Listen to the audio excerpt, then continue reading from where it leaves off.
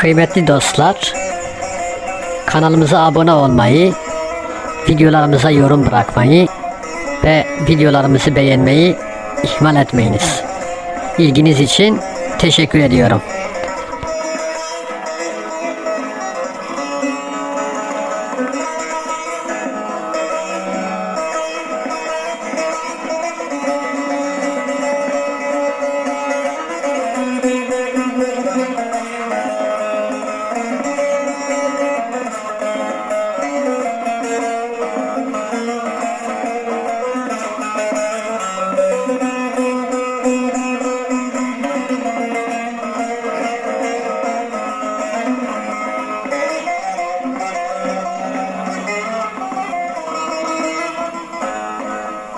Erzurum dağlarda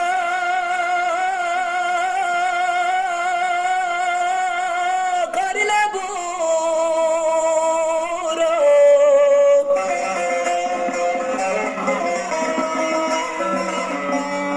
aldı ciğerimi de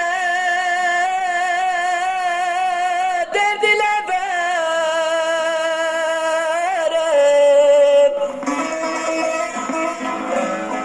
Sizde bulunmaz mı da bir kurşun kalem?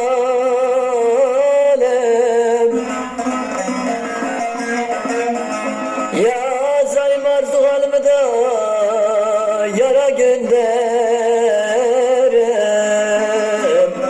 Ay beni de maralım benim. Oy beni gazalım benim. Çıkayım dağlara da kurt yesin beni. Satar bu canıdan alırım seni.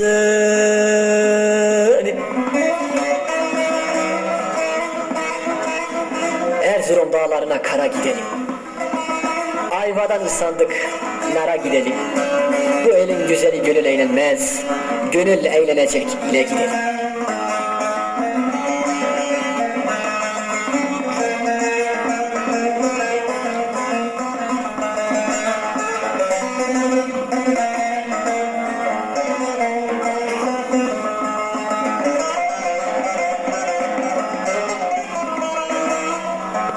Erzurum dağlarına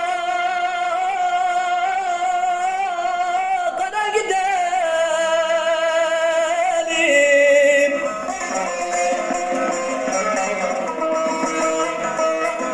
Ayvadan usandık, nara gidelim.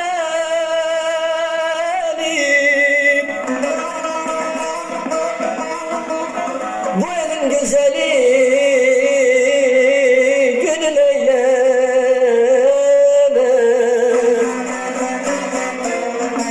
Gönül eylemeyecek ile gidelim.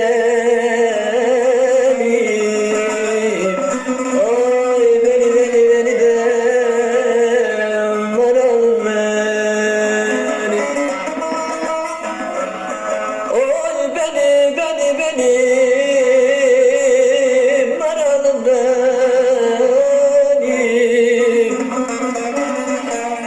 Çıkayım dağlara da kurt yesin beni.